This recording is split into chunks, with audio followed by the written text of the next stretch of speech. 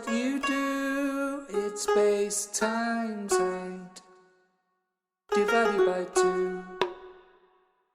The area of a rectangle is space times height.